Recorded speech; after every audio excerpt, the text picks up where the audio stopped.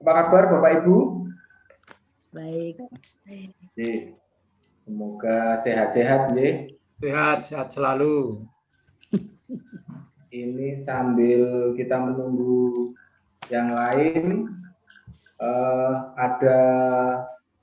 sudah ada 13 partisipan yang masuk, yang bergabung dengan kita.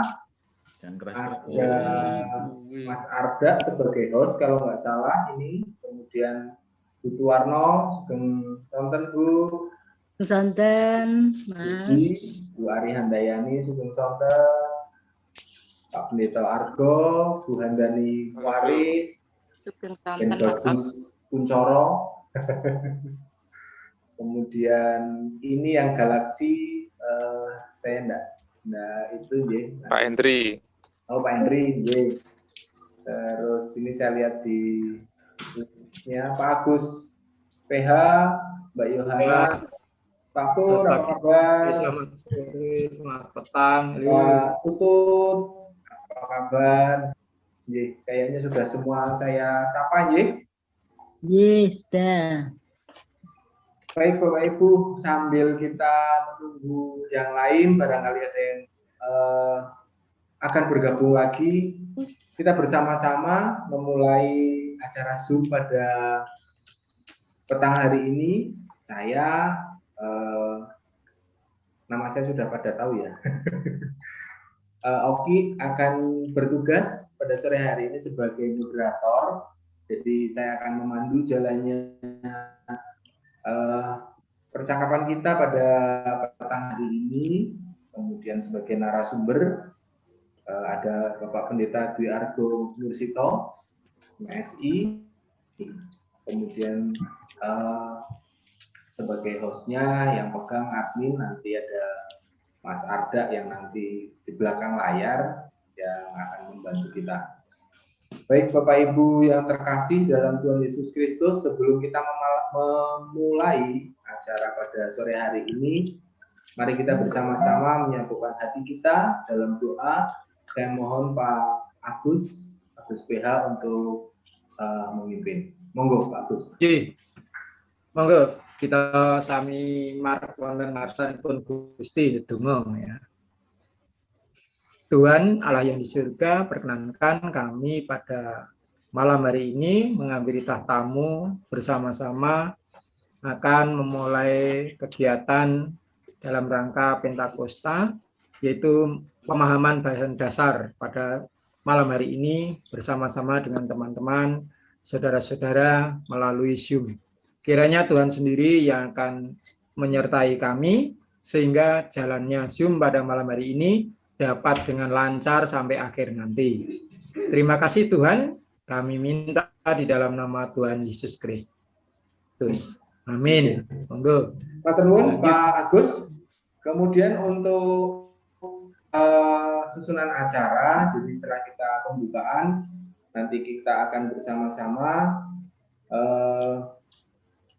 mengikuti ceramah bahan dasar masa Pentakosta dengan tema keberanian menyongsong hidup. Kemudian nanti setelah pemaparan mungkin ada tanya jawab, ngaten Pak Argo? Oke, ada sharing diskusi. Ya. Jadi untuk lebih mempersingkat waktu, kita akan melangkah ke acara selanjutnya. Kita akan mendengarkan pemaparan bahan dasar masa Pentakosta tahun 2021 ini dengan tema keberanian menyongsong hidup. Katur untuk Pak Pendeta Argo untuk saya persilahkan untuk memaparkan. Terima kasih, selamat mengikuti. Oke, matur nuwun Mas Oki selaku moderator, Bapak Ibu saudara-saudara yang ada di rumah masing-masing. Selamat malam dan selamat berjumpa dalam forum online melalui media Zoom meeting. Meskipun kita belum bersekutu secara tatap muka, tetapi sudah bisa melihat wajah kita dan bisa mendengar suara, jadi ya bisa untuk tombol kangen. Dan juga nanti bulan Juni kita sudah bisa mulai tatap muka ibadah, dan semoga kita bisa terus membangun persekutuan gitu ya. Nah, malam ini kita bersama-sama belajar dari bahan dasar masa Pentakosta. Bahan sudah ada di buklet di halaman 6 dan seterusnya itu. Barangkali sudah ada yang membaca, tapi saya tidak akan membaca semuanya Bapak dan Ibu. Saya siapkan slide supaya langsung masuk ke intinya saja. Dan nanti semoga tidak berpanjang lebar dan kita bisa punya cukup waktu untuk sharing-sharing pemahaman maupun pengalaman. Oke, tema yang diusung oleh LPPS penyusun bahan ini yaitu keberanian menyongsong hidup. Keberanian menyongsong hidup. Nah, mengapa kok tema ini diangkat? Tentu bukan tanpa alasan.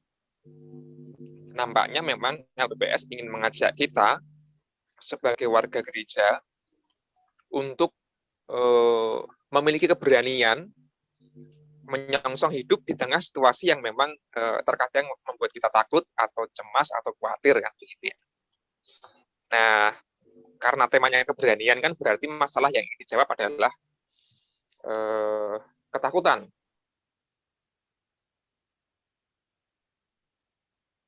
Nah, itu sebagai pengantar. Nah, ketakutan itu apa yang kita hadapi? Nah, itu bisa macam-macam, Bapak dan Ibu yang terkasih. Nah, kalau kita baca di bagian awal bahan itu, ketakutan itu direfleksikan dari pengalaman Pentakosta. Nah, memang gambar ini menggambarkan adegan Pentakosta, yaitu Roh Kudus turun. Di atas kepala para murid itu muncul seperti lidah-lidah api gitu ya, yang digambarkan oleh Kisah Para Rasul pasal kedua. Nah, waktu itu situasi yang dihadapi oleh para murid adalah situasi yang menakutkan, dibuktikan dengan mereka itu tinggal dalam rumah, lalu pintunya itu tertutup rapat dan dikunci gitu ya. Karena memang pasca Yesus mati dan bangkit, ternyata tidak lantas membuat hidup para murid itu lalu bisa bebas dan bergembira. Mereka masih merasa takut dan khawatir dan cemas, andai-andai mereka dikejar-kejar oleh prajurit Romawi atau penguasa Yahudi, dan mereka akan senasib dengan guru mereka, yaitu Yesus. Bisa ditangkap, bisa disiksa, bisa dibunuh dengan kejam. Bahkan Yesus sudah bangkit pun, mereka belum lalu keluar dengan berani, karena masih dirundung ketakutan. Nah, dalam situasi takut itulah, Roh Kudus itu turun. Lalu mengubah dari orang-orang yang takut itu menjadi orang-orang yang berani. Para rasul yang semula takut, kemudian menjadi rasul-rasul yang pemberani. Nah, nanti akan saya perlihatkan beberapa contoh gitu ya. Nah, yang pertama, yang menjadi salah satu ilustrasi atau metafora atau gambaran di bahan itu adalah diungkap di paragraf kedua itu ada mentalitas keong gitu ya. Ini gambar terkejut sebenarnya atau keong ya, saya nggak tahu lah, pokoknya kurang lebih mereka satu keluarga lah ya. Mengapa disebut mentalitas keong? Nah, keong itu kan punya cangkang, tanda kutip punya rumah gitu ya. Terus, nah ini ada beberapa poin yang ingin menggambarkan sebenarnya mengapa kok disebut dengan mentalitas keong. Nah, ini orang-orang yang pertama merasa aman dalam cangkangnya. Cangkang itu bisa berarti macam-macam, bisa berarti rumah, bisa berarti keluarga, bisa berarti gereja, bisa berarti agama atau aliran gitu ya. Nah, orang-orang yang mentalnya keong itu mereka hanya merasa aman dan nyaman dalam cangkangnya itu, dalam zona aman, dalam zona nyaman itu. Tapi kalau diminta untuk keluar itu mereka biasanya takut. Nah, tentu ini keong hanya gambaran gitu ya, metafora. Lalu yang kedua, cirinya adalah ada orang-orang yang tidak berani mengambil risiko. Ya, barangkali ini yang juga waktu itu terjadi dalam hidup para murid Yesus. Mereka aman dalam rumah yang terkunci, ruang yang terkunci rapat, dan mereka tidak berani mengambil risiko. Karena ya waktu itu memang toh nyawa. Ketika mereka berani mengabarkan Injil, ya risikonya adalah ditangkap dan dibunuh bahkan. Nah, mentalitas keong juga dialami oleh manusia, termasuk kita zaman sekarang yang tidak berani mengambil risiko. Jadi orang-orang yang cenderung, ya sudahlah yang penting main aman saja, Sing penting aku aman dan nyaman, nggak usah neko-neko gitu ya, nggak usah aneh-aneh. Yang ketiga, cirinya adalah eskapis.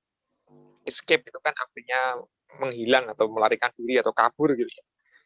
Nah, ini ciri-ciri orang yang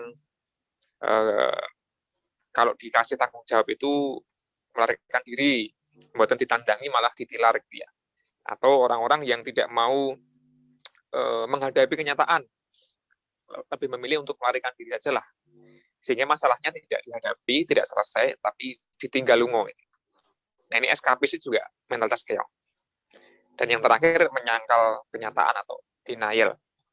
Nah, nampaknya mentalitas semacam inilah yang ingin ditanggapi oleh LPPS, sehingga kita hidup di zaman sekarang tidak bermental keong, tetapi bisa memiliki keberanian. Meskipun nanti akan ditegaskan bahwa berani bukan lalu berarti nekat, melainkan ya berani tetap dengan bijaksana. Nah, itu kira-kira persoalan yang dihadapi oleh kita di zaman ini. Nah, sebagai gambaran Bapak dan Ibu,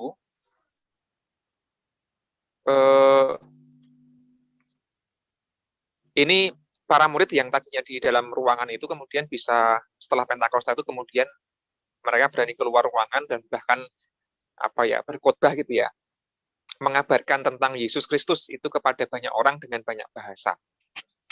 Nah, itu berarti kan sudah berubah dari orang-orang yang mentalnya keong tadi itu, gambarannya, lalu menjadi orang yang bermental berani.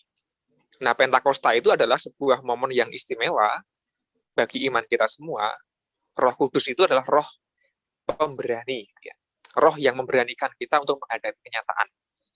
Dalam bahasa tema kita adalah menyongsong hidup. Menyongsong itu kan aktif ya, menyambut, menjemput itu ya, aktif. Kehidupan, ya entah kehidupan itu berisi hal yang membahagiakan, menyenangkan, tapi juga ketika kehidupan itu berisi hal-hal yang mengancam, yang membuat kita khawatir, nah kita jangan lari, jangan sembunyi, tapi beranilah menghadapi kenyataan. Seperti para murid yang waktu itu kemudian mereka berhasil keluar dari cangkangnya dan berhasil membuat banyak orang itu kemudian percaya kepada Kristus, kira-kira begitu. Kalau kita baca kisah para rasul itu, bahkan khotbahnya Petrus itu sangat luar biasa karena kemudian membuat ribuan orang mau dibaptiskan. Jadi saya tidak bisa membayangkan sebagus apa khotbahnya Petrus sehingga membuat orang sebegitu terpengaruhnya. Nah, itu perubahan yang dialami oleh para murid. Tapi Bapak dan Ibu yang terkasih, ceritanya tidak berhenti di situ sebenarnya. Keberanian para murid itu tidak sekadar berhenti pada khotbah atau membuat orang percaya pada Kristus. Tidak hanya pada momen Pentakosta lalu khotbah lalu selesai. Gitu ya. Yang menarik adalah ini mungkin dulu pernah berapa tahun yang lalu pernah saya share di khotbah, saya lupa tahun berapa. Yang menarik juga kita cermati adalah bagaimana kemudian para rasul itu menjalankan hidupnya sampai mati. Gitu. Apakah kehidupan mereka itu aman dan nyaman saja, atau menderita, atau bagaimana? Nah, itu bisa ditelisik, dilihat dari bagaimana para rasul Kristus itu hidupnya berakhir, atau mati itu kayak apa. Nah, ternyata ini ada catatan yang menarik, yang ditulis oleh seorang sejarawan yang bernama Eusebius. Tulisannya itu dirilis tahun 325 Masehi, abad keempat, begitu. Memang ini kemudian beredar di beberapa tradisi, ada beberapa versi, tapi ini yang katakanlah paling sahih atau paling valid gitu ya. Nah, mari kita lihat satu persatu gitu ya. Matius, murid Yesus itu matinya dibunuh dengan pedang di Ethiopia. Berarti kan Matius sampai Eropa gitu ya. Tidak lalu hanya di Yerusalem dan Yudea dan sebagainya, tapi sampai tempat yang jauh. Markus diseret dengan kuda di jalan berbatu di Alexandria atau di Mesir. Itu meninggalnya Markus kayak gitu. Serem juga ya. Berarti Markus sampai di Mesir, jauh juga. Rasul Lukas, dia digantung di Yunani. Yohanes, dia pernah digoreng atau direbus hidup-hidup, katanya begitu terus, tapi dia selamat, lalu dibuang di Pulau Patmos, kita tahu Yohanes kemudian menuliskan kitab Wahyu dalam pembuangannya itu, dan dia meninggal di usia tua. Jadi Yohanes inilah satu-satunya rasul yang meninggalnya itu sampai usia tua gitu ya, meninggal amarga kisah sepuh gitu ya. Tapi yang lain itu meninggalnya kejam-kejam juga, serem-serem gitu. Petrus dan Andreas disalib terbalik. Nah, kalau Petrus ini ada ceritanya, kita tahu semua. Andreas juga ternyata disalib terbalik dengan bentuk X gitu ya, kepalanya di bawah. Nah, mengapa Petrus kok memilih disalibkan terbalik, kepala di bawah? Karena dia merasa tidak layak dia disalibkan sama seperti Kristus. Nah, dia merasa lebih hina atau lebih rendah daripada Kristus, makanya dia memilih untuk kepalanya di bawah. Yakobus anak Zebedeus dipenggal di Yerusalem. Bartolomeus dicambuk di Armenia. Thomas ditusuk dengan tombak di India. Jadi ada yang sampai India juga ternyata, Rasul Thomas. Matias ini penggantinya Yudas Iskariot, dirajam dan dipenggal. Tidak diketahui tempatnya. Rasul Paulus kita tahu, dia meninggalnya kan dipenggal gitu ya, di Roma. Jadi data ini ingin menggambarkan bahwa ternyata para rasul itu waktu setelah Pentakosta lalu tidak sekadar berhenti pada Yerusalem, tapi mereka terus mengabarkan Injil sampai ke banyak tempat dengan gagah berani, dan mereka menjadi martir-martir Kristus gitu ya, yang meninggal ya dengan tragis, tapi karena memperjuangkan imannya. Nah, ini hanya melengkapi catatan bahan dasar kita yang di sana ada disebutkan Stefanus gitu ya, yang dikenal sebagai martir pertama. Nah, ini poinnya adalah ternyata mereka hidupnya tidak hanya tinggal dalam kenyamanan, dalam rumah di Yerusalem kok, tapi berani menyongsong hidup. Nah, tentu kita tidak kemudian lalu harus berkorban sampai toh nyawa seperti para rasul, tidak perlu tentu saja, tetapi poinnya adalah kita belajar dari keberanian mereka. Nah, di bahan dasar halaman ke-9 itu diulas tentang kegentaran hidup. Nah, ada seorang teolog yang bernama Todd Bolsinger, dia seorang Katolik di Amerika itu mengatakan bahwa salah satu situasi yang dihadapi oleh manusia zaman sekarang yang tidak mudah adalah pandemi pagebluk COVID-19 ini kok. Nah, setiap kali manusia mengalami pagebluk pandemi dalam sejarah itu ada banyak. Itu menurut Todd Bolsinger itu manusia kemudian berada dalam apa yang disebut dengan tanah yang tak terpetakan, wilayah yang tidak terpetakan. Dalam bahasa Latin itu disebut dengan terra incognita. Terra itu kan kemudian muncul kata teritori, wilayah. Incognita itu ya berarti tidak bisa dikognisi, tidak bisa dikenali. Jadi daerah yang kita itu seperti masuk dalam sebuah daerah, wilayah yang kita nggak pernah tahu kayak apa, nggak ada petanya, nggak ada petunjuknya. Ya mungkin seperti di padang gurun gitu ya. Kalau kita pergi ke sebuah kota, di sana akan ada banyak petunjuk arah, ada tulisan papan arah kota mana gitu ya. Terus ada banyak tanda, ada banyak bangunan yang bisa dijadikan petengar. Kita bisa memprediksi kalau ke sana berarti butuh sekian menit, naik kendaraan apa, belok kiri atau kanan dan sebagainya. Apalagi sekarang sudah ada Google Map yang dengan akurat menyajikan data dengan sangat jelas. Nah, tapi setelah manusia memasuki masa pandemi, Bolsinger mengatakan kita itu masuk dalam terra incognita, wilayah yang kemudian tidak bisa diprediksi lagi. Gitu ya. Pandemi ini kan sudah berlangsung lebih dari setahun. Ya dulu di awal-awal ada yang mengatakan, ini kan tidak akan lama, paling 3 bulan, 6 bulan akan selesai. Ternyata meleset. Ya. Atau setahun sudah akan selesai. Ternyata meleset. Lalu kita tetap yakin sih pasti akan berakhir pandemi ini, entah berapa bulan lagi atau berapa tahun lagi. Semoga tidak terlalu lama ya. Tapi para ahli itu kemudian memprediksi, mengingatkan kita semua, ya memang pandemi COVID akan selesai, itu pasti. Namun kita harus ingat bahwa ke depan pasti akan ada pandemi yang lain. Entah berapa tahun lagi, entah berapa puluh tahun lagi, atau berapa ratus tahun lagi, kita mungkin akan mengalami lagi. Tapi katanya ritme pandemi akan semakin cepat. Jadi bisa saja beberapa tahun ke depan atau beberapa puluh tahun ke depan akan datang lagi pandemi. Itu susah diprediksi kan. Ya. Lalu Bapak dan Ibu, kalau kita baca bahan itu juga pandemi ini, pagebluk ini kemudian membuat banyak sekali krisis. Krisis ekonomi jelas ya, yang dulunya serba terukur, terprediksi, kemudian karena pandemi tiba-tiba banyak perusahaan yang kolaps. Banyak yang bangkrut ya. Ya meskipun ada beberapa bidang ekonomi yang malah justru bangkit. Tapi yang besar sekalipun, yang kuat sekalipun ternyata juga ambruk karena pandemi. Lalu pergumulan kesehatan mental. Kalau kita baca itu ada data yang cukup mencengangkan. Angka bunuh diri itu meningkat ketika pandemi. Bahkan tercatat setiap 40 detik itu ada satu orang bunuh diri di dunia ini.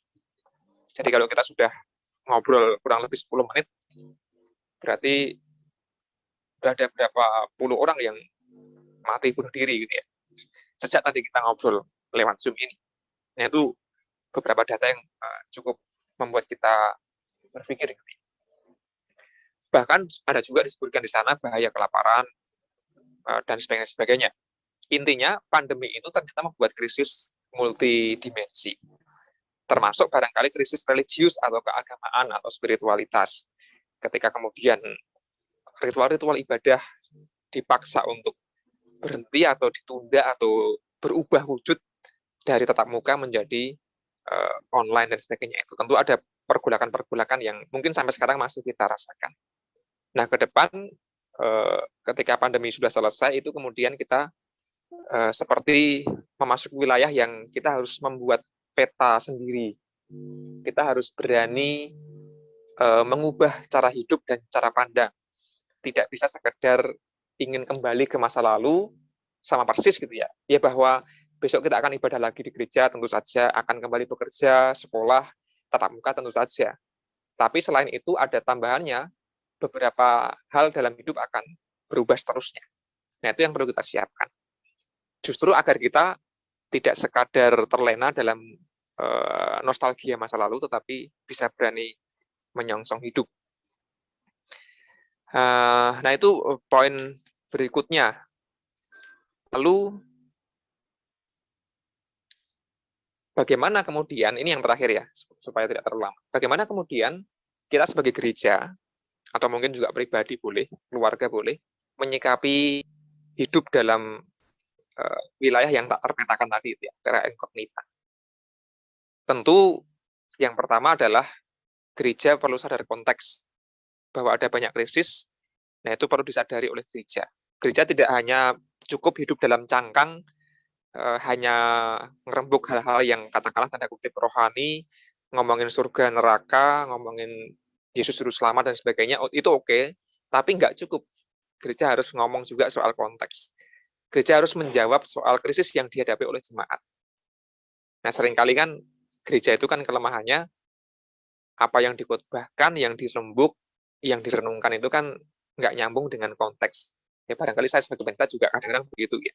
Tapi akan menjadi baik kalau gereja itu pesan-pesan pastoralnya, penggembalaannya, karya pelayanannya itu juga yang menyentuh pergumulan real.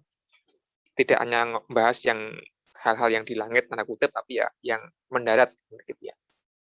Itu yang pertama. Maka mencermati situasi yang berkembang menjadi penting juga.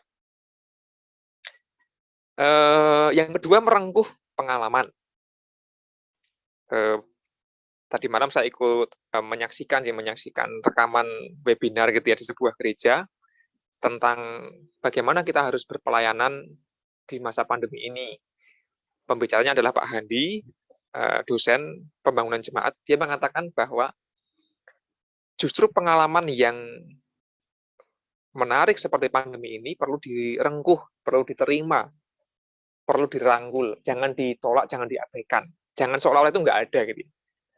Justru pengalaman perlu direfleksikan dengan dalam supaya kita bisa mendapatkan makna. Nah, pasti pandemi akan membuat kita belajar banyak hal, banyak sekali. Nah, kalau pengalaman pandemi ini dilewatkan begitu saja, itu eman-eman. Bahwa kita mungkin menderita, kita mungkin kesal, jengkel dengan pandemi, ya itu diterima saja gitu ya. Tapi juga hal-hal itu menunjukkan bahwa kita punya berbagai pergumulan kerapuhan yang perlu dirangkuh, diterima. Dan kesedihan, kebosanan, penantian, nah itu kan hal-hal yang penting untuk kita olah secara spiritual gitu ya. Nah itu akan eman-eman kalau gereja melewatkan itu. Maka pengalaman perlu dirangkuh. Yang ketiga, terbuka dan adaptif. Dengan pandemi, semua gereja saya pikir kemudian mulai terbuka dan adaptif. Ada yang mulai kreatif sekali membuat konten-konten medsos, ada yang Facebook, Instagram, YouTube, macam-macam lah, podcast dan sebagainya. Itu kan kreatif adaptif. Nah, gereja saya pikir sudah cukup adaptif dan terbuka gitu ya. Nah, ke depan kita juga perlu terus terbuka. Nah, para murid Yesus tadi itu kan memberi contoh keterbukaan dengan bahasa-bahasa yang bisa diterima oleh banyak orang, meskipun beda suku, beda agama, dan sebagainya. Pentakosta itu kan peristiwa di mana Yesus, Roh Kudus turun, memberikan kemampuan kepada para murid untuk bisa berkomunikasi. Nah, gereja sekarang harus lebih komunikatif, terbuka, tidak hanya untuk internal. Kenapa? Ya, sekarang era keterbukaan. Video-video yang kita upload di YouTube itu misalnya, itu kan dipersani tidak hanya orang GKJ, tidak hanya orang Kristen, bahkan orang-orang yang ya semuanya yang pengen nonton.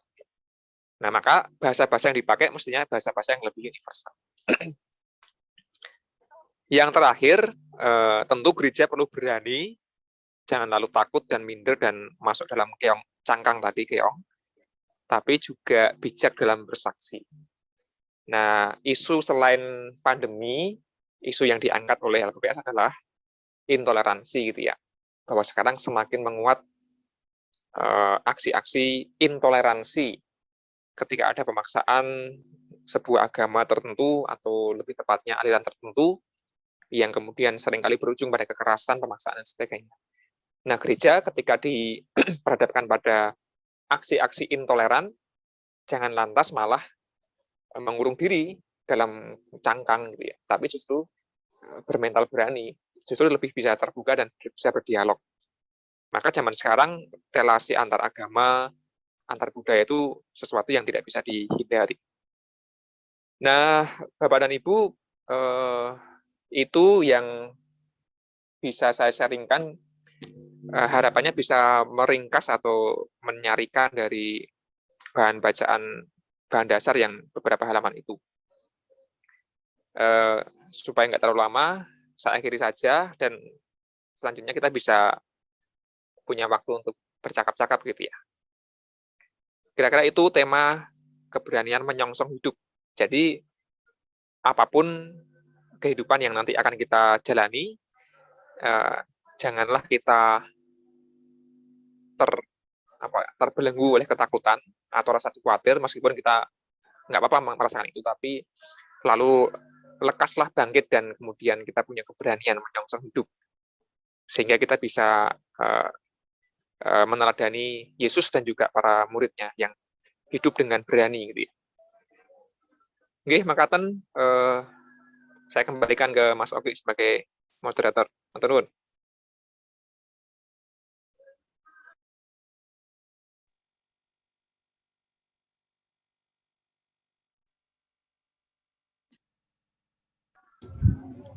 Mic di unmute Mas Oki, masih di mute. Halo Mas Oki.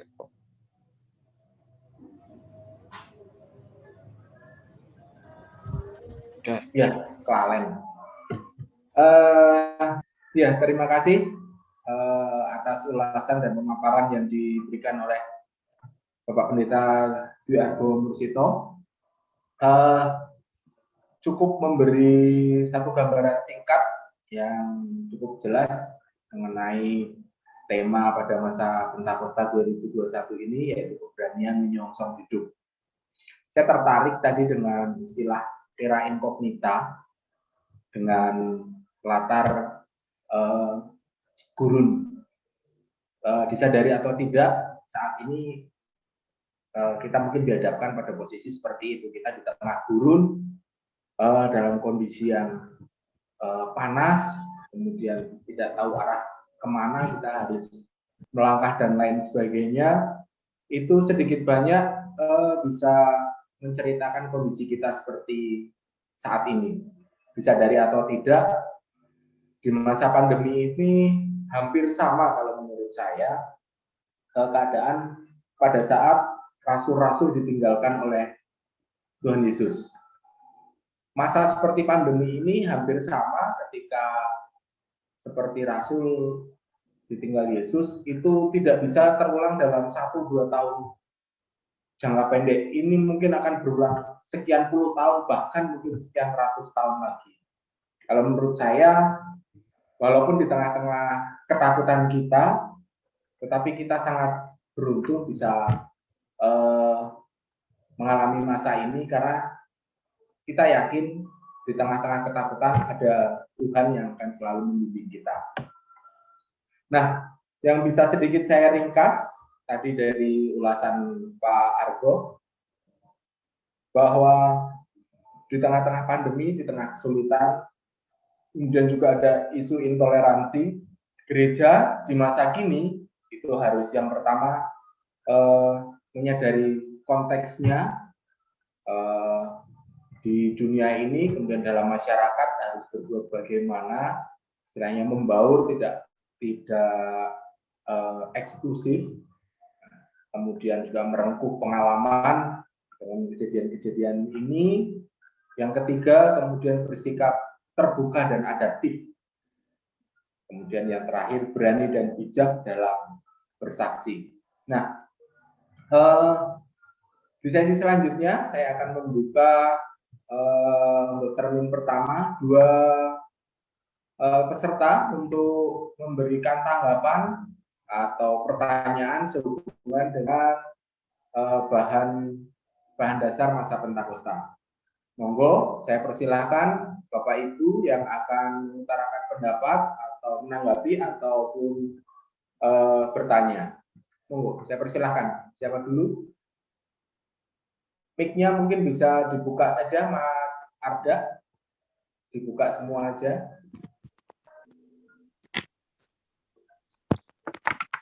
Kalau mic masing-masing kayak. Oh ya, monggo kalau mau masing-masing. Tanya boleh Mas Oki? Ye, monggo Pak Budi. Ye. Wajahnya mana wajahnya? Wajahnya kok hilang, Pak? Kalau tanya harus menampilkan wajah. Isin aku ngadus. Nah, itu dong bos. Bergues gitu. Jadi terkait dengan mental seseorang ya. Itu kan mungkin ada mental pemberani, ada yang mental tempe atau mental keong tadi ya. Nah, mental seseorang itu kan sudah terbentuk ya, kayak aku tua ini kan sudah terbentuk. Nah, ketika mungkin saya selama ini menjadi mental keong lah. Ketika saya harus jadi mental pemberani, itu kan saya harus ada kayak semacam trigger dari luar, semacam apa ya? Semacam Pemicu, Pak, pemicu. apa Bu Ari? Pemicu. Semacam dorongan gitu ya, semacam dorongan agar mental pemberani saya itu bangkit, muncul. Dan mungkin kan juga bekal ilmunya itu harus cukup kan gitu. Nah, saya kira ketika di masa-masa pandemi ini kan kita juga butuh trigger, butuh dorongan itu kan gitu. Sehingga kita tidak merasa sendiri gitu ya. Nah itu kiat-kiatnya kira-kira apa ya Pak Oki? Ngatan Mas Oki? Iya, matur nuwun Pak Budiryono. Jadi secara singkat, bagaimana kiat-kiatnya agar kita sebagai warga gereja, sebagai anak-anak Allah, bisa terbentuk mental yang berani untuk menyongsong hidup. Ngaten nggih Pak Budiryono ya, kurang Nggih, lebih. Mas Oki ngaten. Nggih, nanti kita tanggapi, kita tampung dulu. Yang kedua, monggo satu lagi sebelum nanti kita tutup, kita jawab dulu, nanti kita buka termin berikutnya. Sugeng dalu Pak Gus Jati, belum tampak wajahnya. Bahari mau ngendikan Mas Oki. Nggih, monggo, monggo Pak. Bahari, Pak Jatin dhisik po. Ndak. Monggo simbah dulu enggak apa-apa, Mbak. Dulu. Sugeng dalu Pak Pendito dan rekan-rekan semuanya. Saya itu kok Oke, Pak. jadi apa tema ini yang tertulis di sini ini itu semua gereja umumnya di gereja termasuk Pentakosta, Advent dan sebagainya itu apa juga mengambil keberanian untuk menyongsong hidup ini. Ini yang pertama. Kenyataan kalau itu ada misalnya ya ada kebersamaan semua gereja, terutama di Pekalongan saja, jangan yang jauh-jauh. Mbok nek kaya ngono ki didadekke siji. Jadi ada komunikasi antara gereja satu dengan yang lain. Kalau semua gereja otomatis di Pekalongan gitu ya, dengan tema yang sama, mbok ya dikumpulake sehingga kita untuk bersaksi keluar gereja ini yang hati-hati ini itu namanya melebarkan ke kemana itu ke luar gereja itu betul-betul harus hati-hati. Jadi untuk iwae ning banyu niki ora budek gitu, sehingga untuk menyongsong hidup itu ya tidak mudah hanya sebagai tulisan, karena kenyataannya maju sithik wis di rem, kecuali di RT saya. RT tempat saya itu wongnya ya kepenak Pak. Tapi saya sendiri juga harus terjun di RT saya itu Pak. Coba sampai situ dulu, nanti mungkin ada tambahan lagi. Matur nuwun. Matur suwun Pak Ari. Matur nuwun Mbak Hari. Tadi yang dapat saya tangkap, jadi bagaimana bila istilahnya semua gereja disatukan, diusulkan seperti itu kurang lebih. Ngaten Mbah nggih?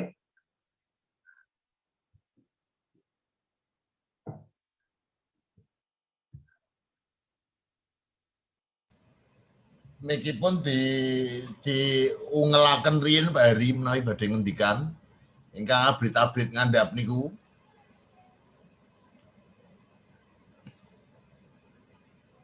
Saged dipun tampi.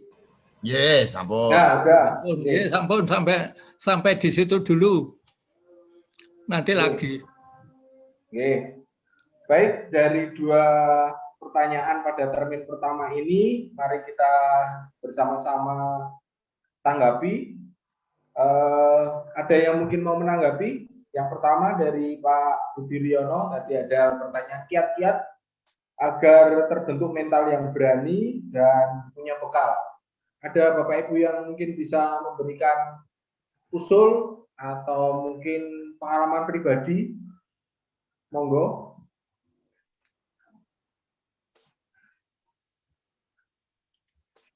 Coba saya menanggapi Mas. Nah, ini monggo, silakan. Tapi nanti monggo ditambah yang lain ya, sharing aja. Kalau kita baca bahan dari LPS di buklet itu, contoh yang menarik terus ya, Rasul Petrus. Pertanyaannya, Petrus itu pemberani atau penakut kan begitu. Kalau kita membaca kisah Petrus, itu dua-duanya itu dia ya sok-sok kendel, sok-sok jirih gitu ya. Petrus kan yang tanda kutip menantang ketika Yesus berjalan di atas air, Petrus juga akan terjun. Aku akan menyongsong engkau, Yesus gitu ya. Artinya dia akan juga berjalan di atas air. Ya memang bisa sih dia kemudian berhasil lalu takut lalu tenggelam. Lalu Petrus itulah yang kemudian dalam bacaan kita itu memotong telinganya si prajurit itu, Malkus namanya, terus sampai putus gitu ya. Berarti kan pemberani tuh Petrus tuh. Berani terjun di air, berani memotong telinga prajurit, berani membela Yesus gitu ya. Tapi juga kita ingat Petrus itu kan kemudian menunjukkan rasa takutnya ketika dia menyangkal gitu ya. Menyangkal Yesus ketika menjelang disalib itu 3 kali, kita tahu kisahnya. Artinya apa? Artinya kan Petrus juga punya rasa takut juga gitu ya. Dia nggak seberani yang dibayangkan sebelumnya. Lalu ketika Yesus bertanya, menurut kalian siapakah aku ini? Terus Petrus yang menjawab, engkau adalah Mesias. Jadi Petrus itu sosok yang menarik kita cermati. Dia punya semangat yang membara, tetapi di sisi lain dia punya sisi-sisi takut juga. Nah, ketika Yesus sudah bangkit, lalu Pentakosta, Petrus kemudian tampil lagi, bukan penakut yang menyangkal, tapi pemberani. Dia berkhotbah dengan luar biasa. Makanya kan nama Petrus, Petra, ya, rock, batu itu kan kemudian dihargai oleh gereja sebagai katakanlah di atas batu karang itulah akan didirikan gereja kan begitu ya. Yesus berkata demikian. Makanya Petrus itu kan kemudian jadi rasul yang sangat dipercayai sebagai cikal bakal gereja. Makanya gereja Katolik itu kan gerejanya di Vatikan Roma itu Santo Petrus ya. Karena memang menghargai Petrus itu. Maksud saya, poinnya adalah memang betul kata Pak Budi bahwa ada orang yang bermental berani, ada orang yang bermental takut. Tapi menurut saya masing-masing orang itu punya dua sisi sekaligus gitu ya. Bahwa ada yang dominan berani, ada yang dominan takutnya itu juga ada begitu. Nah, maka menurut saya tips yang pertama adalah dalam situasi yang sulit ini, kita harus ingat memprioritaskan orang-orang yang mentalnya itu ciut, penakut, atau keong. Nah, mereka harus dibantu lebih dahulu. Maka minimal kita tidak membuat orang yang sudah takut itu menjadi semakin takut. Makanya saya setuju Mas Kun tadi di grup angkringan mengatakan, ya grup ini jangan diisi postingan-postingan yang serem dan medeni. Ya mungkin bagi saya, bagi kita yang pemberani nggak masalah mau diposting gambar apa, tulisan apa, mungkin nggak masalah. Tapi kita harus ingat bahwa di antara kita ada juga yang ketika baca itu atau lihat itu kan menjadi takut gitu ya, semakin gelisah. Nah itu dihindari aja, justru diisi dengan postingan-postingan yang lebih membuat trigger atau pemicu untuk bisa bangkit dan semangat. Nah itu tipsnya dua sisi itu, mengurangi postingan-postingan yang membuat malah tambah takut, tambah nggak jelas, tapi menambah porsi-porsi postingan yang menghibur, yang menyemangati, yang menguatkan. Meskipun bukan berarti kemudian lalu kita atau katakanlah jemaat hanya disodori hal-hal yang serba menghibur dan tidak menggambarkan realitas gitu ya. Lalu hanya berisi penghiburan-penghiburan yang katakanlah kosong gitu ya. Harus tetap dibawa pada kenyataan, ya ini pandemi, ya ini bisa berbahaya, ya ini ada banyak yang meninggal dan kita mungkin akan terinfeksi bla bla bla, tapi jangan lalu berhenti dan jangan takut. Tetap ada harapan bla bla bla. Nah, itu yang perlu terus disodorkan sebagai trigger supaya orang-orang yang takut itu kemudian bisa bangkit. Nah, saya pikir bagi orang-orang yang mentalnya lemah, Mungkin karena mereka juga punya pengalaman yang panjang dalam hidup, butuh dibantu begitu. Tapi bagi orang-orang yang sudah gagah, sudah mentalnya pemberani, ya mungkin tidak perlu terlalu butuh trigger tadi gitu ya. Tapi menurut saya segagah-gagahnya orang tetap ada momen-momen di mana dia takut. Dan makanya kita butuh komunitas, butuh satu dengan yang lain. Nah, Pentakosta adalah momen itu, komunitas yang saling menguatkan. Oke, itu dari saya yang menanggapi Pak Budi. Mungkin ada yang teman-teman lain, monggo silakan. Ada lagi yang mau memberikan kiat-kiat? Oh, pada motor Mas Oki. Nggih, monggo. Pak Kuncoro. Saya ingin menyampaikan beberapa hal, tapi bukan menanggapi atau bagaimana ya. Ini hanya pendapat saya pribadi. Yang pertama tentang tadi yang dikatakan mental keong. Mental keong tadi ditengarai sebagai mental yang negatif. Tapi kalau menurut saya, keong itu positif juga. Ada positifnya. Positifnya dia itu cerdas. Cerdas dalam arti seperti ini. Dia akan sembunyi ke dalam cangkang pada saatnya dia harus bersembunyi. Kemudian dia keluar dari cangkang dan berjalan, itu dia tahu persis bahwa sudah dalam keadaan aman. Dan bila terjadi sesuatu yang berbahaya lagi, dia akan menyembunyikan diri lagi. Jadi itu malah saya anggap sebagai hewan yang cukup pintar dalam menghadapi keadaan di sekitarnya. Itu pertama. Kemudian yang kedua, tentang Petrus. Kalau setahu saya, Petrus itu sebelum turunnya Roh Kudus loh ya, sebelum turunnya Roh Kudus, dia itu bukan berani, tapi saya anggap sebagai gerusah-gerusuh, keladuk wani kurang diduga. Jadi dia cepat bertindak, walaupun akhirnya menyesal. Cepat bertindak, kemudian menyesal dan seterusnya. Jadi dia lebih cenderung untuk tidak berpikir atau gagas sesuatu, tapi bertindak lebih dulu. Nah, setelah peristiwa turunnya Roh Kudus Pentakosta, beliau memang paling berani menghadapi. Jadi unsur kepositifan keberaniannya itu kembali tereksplor. Kemudian dia menjadi pekabar Injil di mana-mana tempat, yang akhirnya juga menjadi martir juga. Demikian, jadi itu yang kedua. Kemudian yang ketiga, sesuai dengan falsafah keong tadi, itu kalau kita menghadapi hal seperti ini, kalau menurut saya loh ya, kita ya takut, hati-hati, itu yang utama. Tapi kita juga harus pintar atau mungkin cerdas. Jadi kapan kita saatnya takut, kapan kita saatnya berani eksplor, kapan saatnya kita melangkah, kapan saatnya kita diam. Kita harus tetap cerdas dalam arti pintar untuk memilah-milah.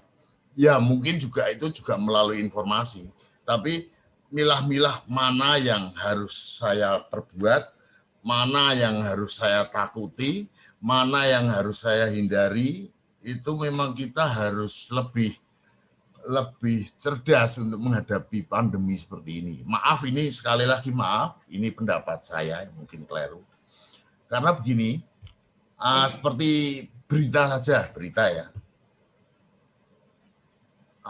Yang tertular 10, ya. yang meninggal 2, yang sembuh 3. Harusnya kan diumumkan yang menderita 5. Tapi tetap yang dimunculkan yang terkena 10 di mana-mana 10. Padahal yang masih menderita hanya 5. Kemudian besoknya tambahan kasus 1, ya. Kemudian meninggal 2 lagi, sembuh 3 lagi. Harusnya kan yang menderita tinggal 1. Tapi yang diumumkan berapa? 11 yang terkena. Itu juga secara psikologis menakut-nakuti kita. Tapi kalau kita harus berpikir, harusnya kan Indonesia itu sudah tembus 1 juta. Itu sempat geger loh. Tapi tidak pernah diulas yang sembuh berapa, yang meninggal berapa. Hanya digarisbawahi Indonesia sudah 1 juta. Nah itu kan juga sudah merupakan motivasi buruk buat kepala kita. Kalau kita bisa berpikir jernih, oh yang menderita di Indonesia hanya tinggal 200, itu sebetulnya sudah turun, kan gitu harusnya. Tapi karena yang digarisbawahi, nah itu loh maksudnya, itu hanya salah satu contoh. Jadi bagaimana kita menyerap berita, bagaimana kita menyikapi berita, bagaimana kita menyikapi informasi, kita harus lebih cerdas untuk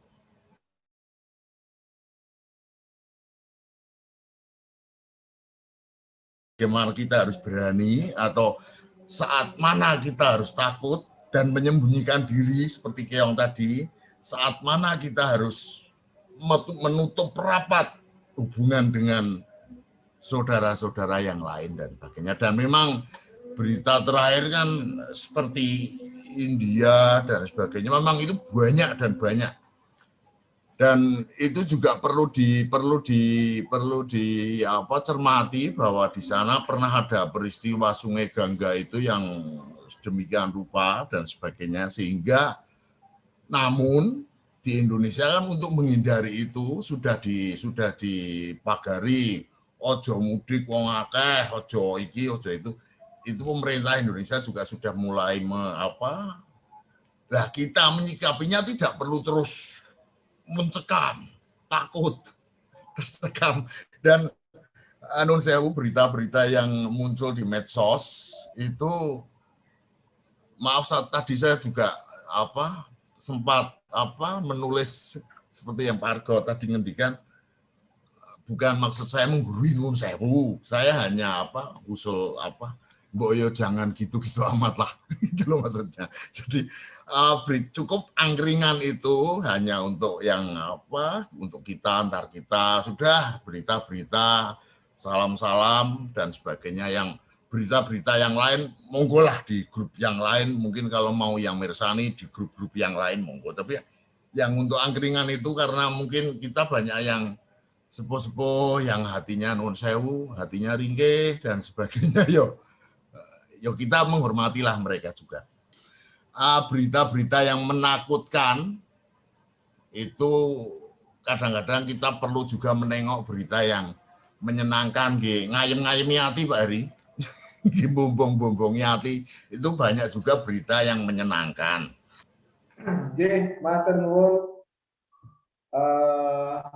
Pak Kuncoro atas ulasannya yang luas. Yang dapat saya singkat, jadi bahwa salah satu kiat-kiatnya, bukan salah satu ya, ada beberapa kiat, bahwa mental keong tidak selamanya negatif, justru malah kalau kita bisa melihatnya sebagai salah satu hal yang cerdas, karena seperti keong itu tahu saat kapan harus diam atau bersembunyi, kemudian tahu kapan harus menunjukkan diri, berani keluar untuk maju menyongsong hidup. Kemudian salah satu kiat lain yaitu tidak gerusa-gerusu seperti Petrus pada awal-awalnya. Jadi kalau Petrus pada awalnya gerusa-gerusu, lebih cepat bertindak, mulai kalau menurut saya pikir carry. Namun kemudian setelah Pentakosta dia mendapat pencerahan sehingga dapat berbuat lebih baik, tidak gerusa-gerusu dan berani. Dan yang berikutnya kiatnya yaitu tetap hati-hati dan cerdas sehingga tahu kapan harus maju dan kapan harus mundur. Ada tambahan lagi? J, Pak Pur, monggo, sudah. Monggo, dibuka mic-nya dulu Pak Pur. Mikipun Pak Pur. Yang ngapunten mic dipun Mas Arda mungkin bisa membantu mic-nya Pak Pur dibukakan. Bisanya dari device-nya sana, Mas. Oh. Nah, ini dari admin Mic-nya Pak, mic-nya. Iya. All. Ya. Monggo Pak Pur. Ya, terima kasih Mas. Oke, selamat malam Bapak Ibu semuanya yang ikut saresean pada malam hari ini, biarpun melalui Zoom. Saya sangat setuju apa yang disampaikan oleh Mas Kuncoro tadi. Ya, saya sangat setuju sekali bahwa mental keong itu tidak selamanya negatif. Dia cerdas situasi, bisa membaca situasi. Nah, sekarang ini yang ngetren adalah situasi pandemi yang saat ini. Yang diberitakan apa yang disampaikan Mas Kuncoro itu benar. Bahkan saya sering menyampaikan angka-angka itu seperti ini, tapi kadang-kadang ya dianulah jangan seperti itu ngitung angkanya dan sebagainya. Padahal kenyataan realnya itu seperti antara yang sehat, yang sembuh, dan yang meninggal ini persentasenya kan sangat jauh sekali. Sekarang ini yang menjadi dampak, saya prihatinnya ini gini Mas Oki. Prihatinnya mulai adanya pandemi bulan Maret 2020, anak-anak sekolah yang kelas 1 SD, SMP, ya, SMK atau SMA, mungkin selama 1 tahun ini tidak pernah tatap muka. Tidak pernah tatap muka.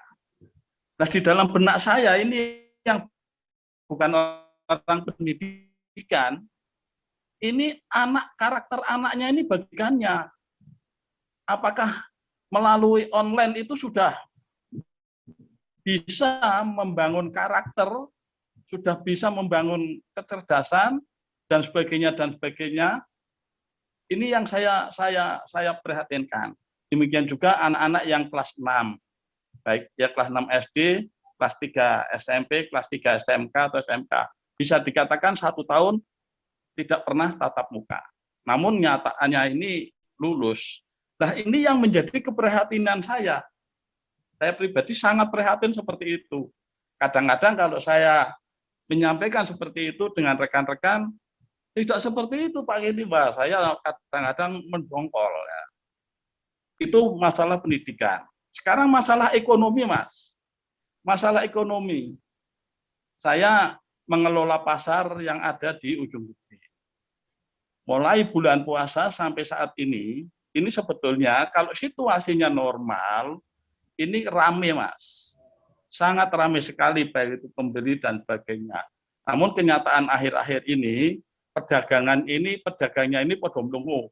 Baik yang ada di pasar Domal maupun di pasar saya yang ada di Gede. Ini berarti ekonominya sangat menurun sekali. Nah, pertumbuhan ekonomi itu kan kadang-kadang perputaran uang.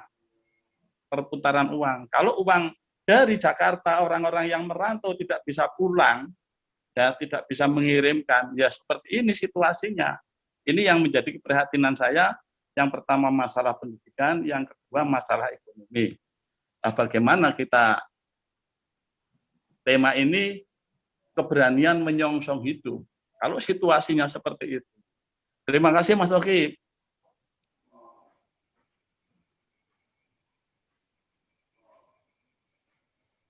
Ampun. Oke, matur nuwun Pak Pur untuk tanggapannya. Ada lagi yang mau menanggapi? Sebentar. Wis dapat diterima suara saya. Itu tadi merupakan contoh-contoh, Pak. Saya menyodorkan contoh dulu. Nah, setidak-tidaknya kalau orang yang mau maju dan sebagainya, wah, biyen gereja kono ki koyo ngene, sekolahan kono koyo ngene. Setidak-tidaknya sudah membawa aku ngati-hati ojo koyo Petrus. Ujas-ujus dan sebagainya, dan akhirnya dia kecewa. Jadi itu saya menunjukkan apa itu namanya ya contoh yang konkret. Matur nuwun nika mawon. Seperti ini. Mari kita sama-sama kembali ke fokus ya, bahwa kita pada malam hari ini kita akan mengulas bahan dasar pada masa Pentakosta 2001 ini yang mempunyai tema keberanian menyongsong hidup. Tadi sudah ada beberapa contoh, juga ada satu pertanyaan dari Pak Budi Riono mengenai kiat-kiat. Kita masih membahas satu pertanyaan tadi dari Pak Budi Riono. Ada tambahan lagi mungkin dari Bapak Ibu? Tambahan Mas Oki. Monggo Pak. Saya tak menanggapi pernyataan Pak Budi Yono ya. Ya, monggo. Sebetulnya kalau kita melihat apa yang dikatakan Mas Gun, mental keong. Keong itu memang memiliki dua karakter. Yaitu karakter cerdik, pintar, bukan cerdik tapi pintar. Kedua, karakter dia mampu untuk melindungi diri. Tetapi dalam konteks di sini yang saya utarakan bahwa segala sesuatu kita berpegang pada pokoknya. Pokoknya keong berasal dari cangkangnya yang sebagai pelindung dia. Apabila dia keluar dari cangkangnya, musuh datang langsung diterkam. Demikian juga dengan Petrus dan teman-teman. Dia merasa ketakutan, pintu harus ditutup sebelum Yesus datang. Selesai dia berani dia keluar ke dalam suasana yang bebas, karena di situ ada yang menopang, yaitu Roh Kudus. Maka saya mengambil suatu berpendapat bahwa segala sesuatu itu berasal dari pokok anggurnya. Kenapa berasal dari pokok anggurnya? Kalau kita berdiam diri di pokok anggur itu tetap akan berbuah. Tapi kalau kita terlepas dari pokok anggur itu, adalah kematian. Kenapa bisa mengatakan begitu?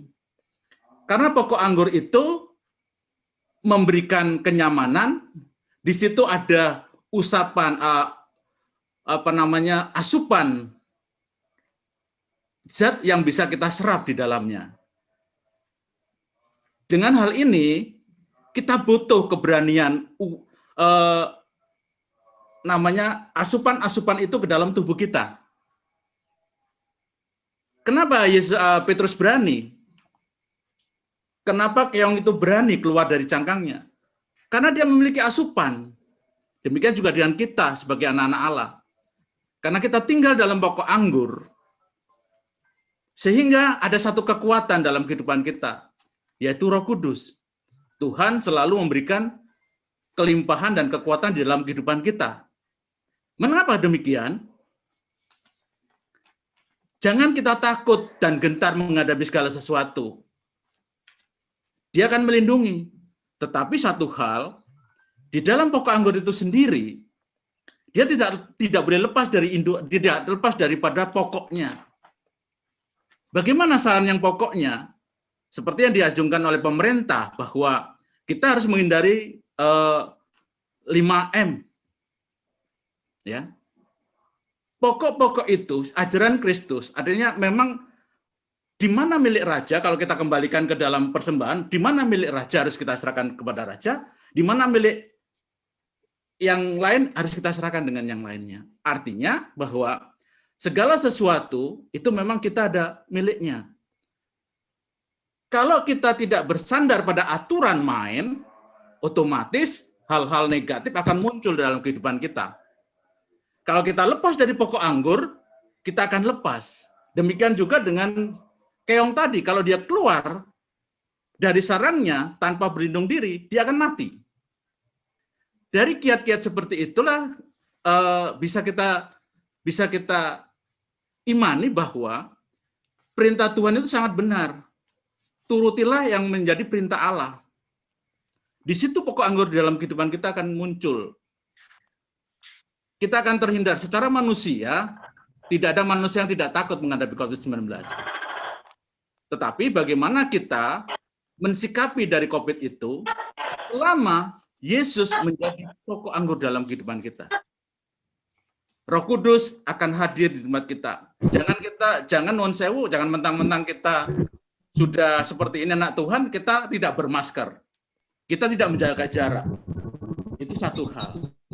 Yang kedua, dalam satu konteks yang saya ambil bahwa satu keberanian itu bisa dimunculkan dari beberapa karakter. Karakter yang pertama, ini pengalaman pribadi, saya punya teman yang begitu hebatnya, selesai dia naik ke panggung, dia mengalami demam panggung. Selesai dia asupi dengan minuman, dia begitu gagah, dia bisa tampil dengan hebat, dia menyanyi dengan hebat. Yang kedua, memang orang-orang itu adalah memiliki karakter yang memang karakter mentalnya mental baja. Artinya apapun tantangannya, dimanapun situasinya, dia tetap akan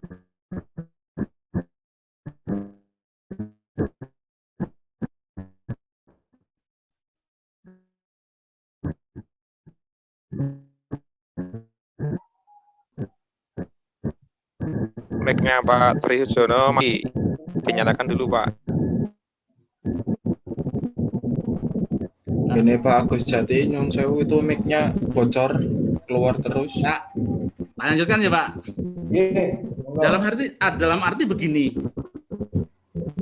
Kenapa seperti yang diaturkan oleh Mas Gun maupun Pak Purnomo Adi bahwa yang dituliskan oleh pemerintah itu adalah menyatakan bahwa jumlah yang kena COVID itu jumlah yang kena COVID. Sedangkan di situ juga ada yang sembuh, ada yang meninggal. Kita bisa melihat bahwa Indonesia itu yang kena COVID itu sekian orang. Dan yang sembuh sekian orang, yang meninggal sekian orang. Tergantung kita mensikapi dalam kehidupan kita. Apakah kita ada keberanian untuk melihat wacana yang ditayangkan oleh negara, atau ada ketakutan dalam pribadi kita? Sebetulnya dalam arti perhitungan itu adalah kalau menurut saya itu perhitungan yang benar. Artinya menyatakan negara itu yang jumlah manusianya kena COVID adalah segitu. Dalam arti yang seperti yang dikatakan Pak Pur tadi bahwa perekonomian maret-maret, tidak. Pemerintah itu adalah bagaimana membatasi sosialisasi bangsa ini, warga negara Indonesia. Kita sadar bahwa sore tadi pun saya sampai 5:30 masih harus menghadapi demo karyawan yang belum mendapatkan THR. Perusahaan hanya memberikan THR 60%, yang 40% dibayar nanti. Begitu teman-teman bergerumbul. Saya mengatakan dalam hati saya, kok seperti ini? Kita yakin bahwa segala sesuatu itu pasti ada menjadi satu konteks dalam kehidupan kita. Karena kita mengimani bahwa apabila kita bersandar kepada Dia, semuanya akan tercukupi. Memang secara implisit bahwa perekonomian begitu lesu. Tapi kalau kita lihat di mall, kita lihat di pasar dan sebagainya, jangan jauh-jauh, kita di Gajah Mada pun kayak apa berjubelnya, sampai parkiran motor. Di mana kita memandang sosial semuanya itu? Banyak hal yang harus menjadikan konteks dalam kita. Tetapi sekali lagi, bagaimana kita bisa melindungi diri kita terhadap segala sesuatu yang ada di sini? Keberanian apa yang harus kita bawa? Bagaimana kita harus menghindari? permasalahan yang akan kita hadapi. Itu dulu Pak, matur nuwun. Baik, terima kasih Pak Trisujono atas masukannya. Jadi untuk pertanyaan dari Pak Budiriono, saya pikir sudah cukup, sudah banyak kiat-kiat yang diberikan oleh Bapak Ibu semuanya. Sebelum saya lanjutkan, saya tawarkan apakah mau dibuka satu termin lagi untuk satu pertanyaan atau kita ringkas saja.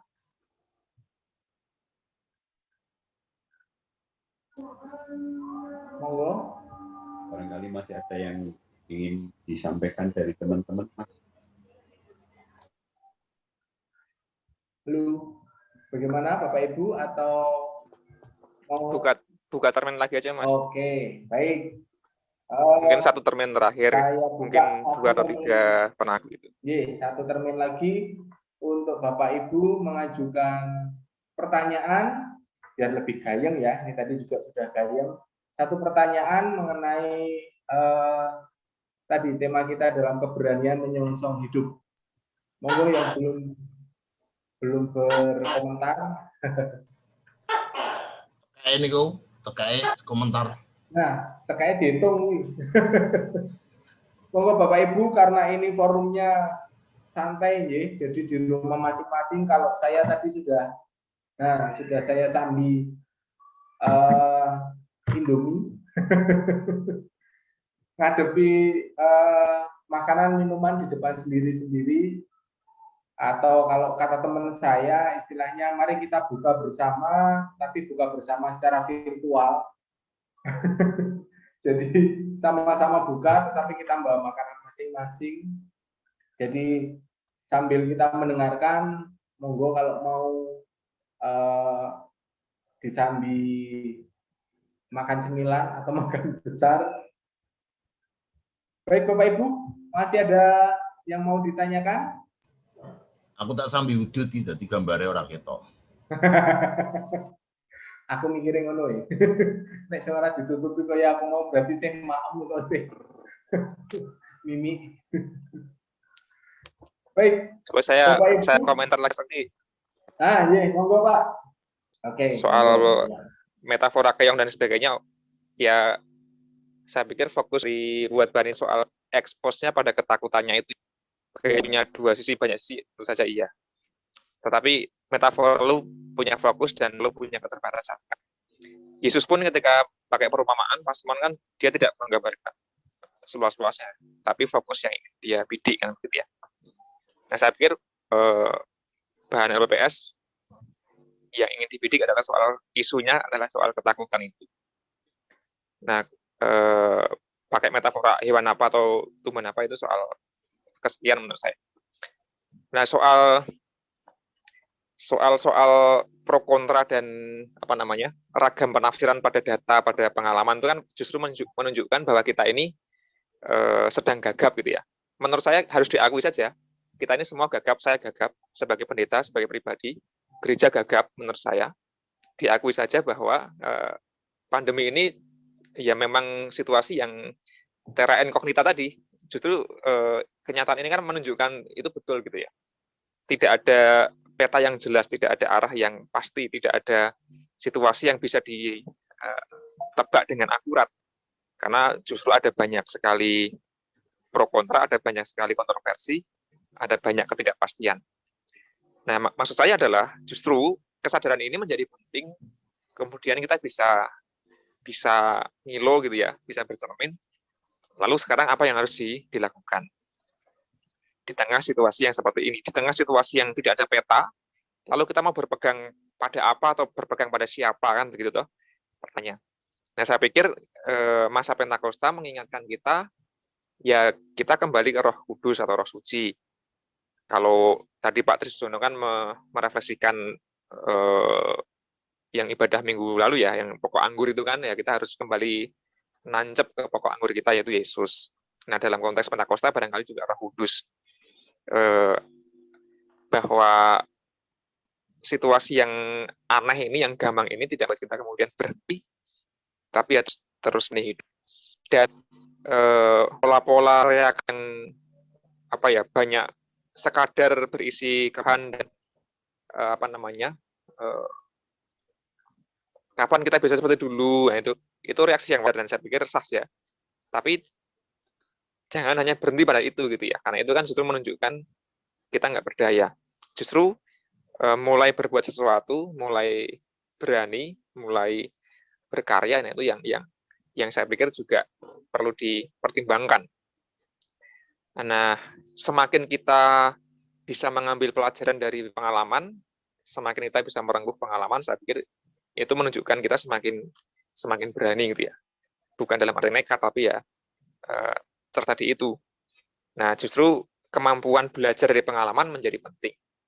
Kalau gereja membayangkan nanti akan berjalan sama seperti dulu lagi dan tidak ada yang berubah, yaitu berarti gereja melewatkan pengalaman pandemi ini, padahal ada banyak sekali hal yang sangat dalam, sangat teologis, sangat spiritual yang eman-eman kalau dilewatkan gitu ya. Dan ini diakui saja terjadi di banyak gereja, mungkin semua gereja, tapi ada yang lekas belajar, ada yang setengah-setengah, ada yang kewalahan dan sebagainya itu. Bahkan tak sedikit gereja yang teledor lalu malah menjadi klaster dan sebagainya kan. Nah, saya pikir itu yang perlu dipelajari, bahwa iman perlu diimbangi dengan analisis pada konteks, kejelian membaca situasi dan bertindak bijak. Saya tidak mengatakan ini gampang, jelas sangat susah, tapi harus terus-menerus diupayakan.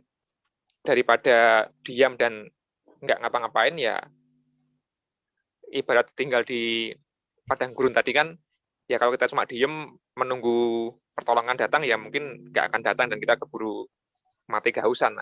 Tapi kita pelan-pelan melangkah, kesasar, ora, yang penting melangkah, berani, nanti akan menemukan arah. Saya pikir kita sebagai pribadi maupun gereja perlu mulai melangkah itu. Tentu dengan perhitungan tertentu. Itu tanggapan saya, monggo dilanjut. Matur nuwun Pak Argo. Sedikit mengulas, kalau menurut saya yang menjadi salah satu titik pokok dari materi pada Pekan Pentakosta tahun 2021 ini memang ketakutan. Nah, dari LPPS menyoroti ketakutan yang relevan dengan keadaan yang kita alami pada masa pandemi ini. Namun LPPS tidak ingin istilahnya kita terbelenggu kalau dengan ketakutan tersebut. Kalau tadi Pak Pendeta Argo mengungkapkan dalam menghadapi ketakutan kita diperlukan iman yang perlu didukung dengan kejelian dalam konteks untuk bisa melihat sesuatunya dengan lebih jelas. Kalau saya boleh mengutip satu quote dari Agatha Christie bahwa ketakutan sebenarnya adalah pengetahuan yang tidak lengkap. Nah, diharapkan dengan Pekan Pentakosta ini, dengan kalau tadi Pak Tri Sujono juga mengungkapkan kita kembali ke pokok anggur, tetap bertahan di pokok anggur dengan berkat dari Tuhan, kita berani melangkah sedikit demi sedikit, lepas dari belenggu ketakutan, sehingga kalau tadi ketakutan adalah pengetahuan yang tidak lengkap, dengan kita tetap bertahan pada Kristus, kemudian dengan Pekan Pentakosta ini pengetahuan kita yang membuat kita takut itu akan dilengkapi. Baik, saya rasa untuk percakapan bisa kita akhiri pada malam hari ini. Bapak Ibu, sebelumnya saya akan menyimpulkan, kalau boleh menyimpulkan percakapan pada malam hari ini. Bagaimana Bapak Ibu?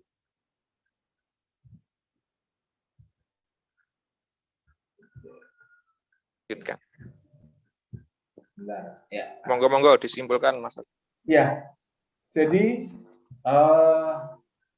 di dalam masa Pentakosta 2021 ini, kebetulan kita juga dalam masa pandemi, kita dilingkupi ketakutan. sama seperti yang dialami rasul-rasul pada masa Pentakosta di awal-awal.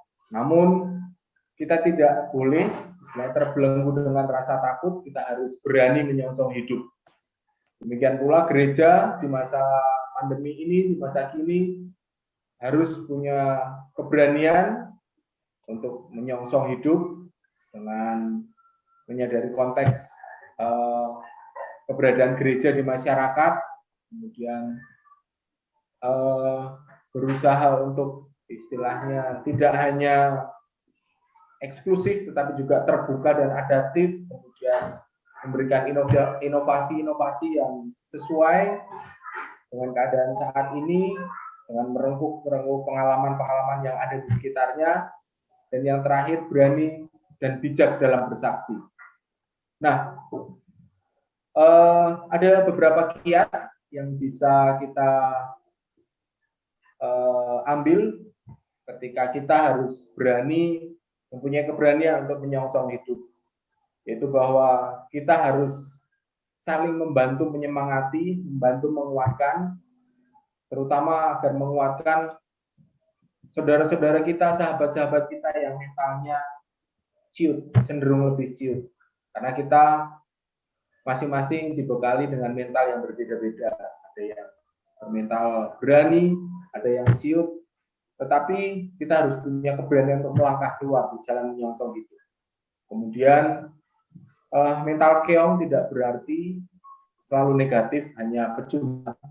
Tapi mental keong harus kita sikapi sebagai sebuah mental yang cerdik dan yang cerdas. Tahu ketika kapan kita harus berdiam, kemudian tahu kapan kita harus berani melangkah keluar. Tetap. Kemudian kiat yang berikutnya, tidak gerusa-gerusu, tetap hati-hati, kemudian cerdas dalam melangkah, dan yang terakhir, kita tetap berdiam di dalam pokok anggur yang benar, di dalam Kristus. Kita bertahan dalam Kristus dengan iman kita yang didukung dengan kejelian. Demikian yang dapat kami sampaikan.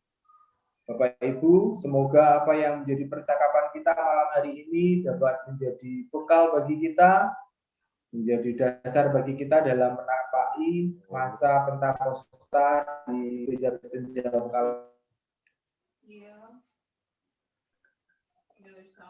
Sebelum kita akhiri percakapan kita pada malam hari ini, maka kita bersama-sama lagi bersekutu di dalam doa. Saya mohon Pak Purnomo Adi untuk bisa menghantarkan kami memimpin doa penutup. Monggo. Mas Oki, nambah sekedip. Monggo. Namung hanya kata-kata satu kata, dua kata.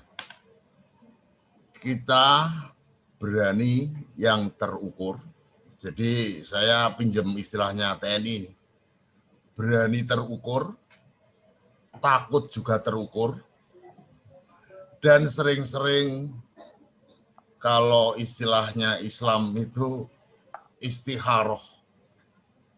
Istikharoh itu bertanya pada Tuhan. Dan Tuhan akan memberikan jawaban dalam kehidupan kita. Bertanya saat kita bingung, resah, gelisah, kita melakukan istikharoh, bertanya pada Tuhan, berkomunikasi dengan Tuhan, dengan bantuan Roh Kudus, mudah-mudahan kita mendapatkan keberanian yang terukur dan hati-hati yang terukur, tidak membabi buta. Namung mekaten atur kawula, matur nuwun. Matur nuwun. Monggo Pak Purnomo, dibuka dulu mic-nya, Pak. Halo, Pak Pur.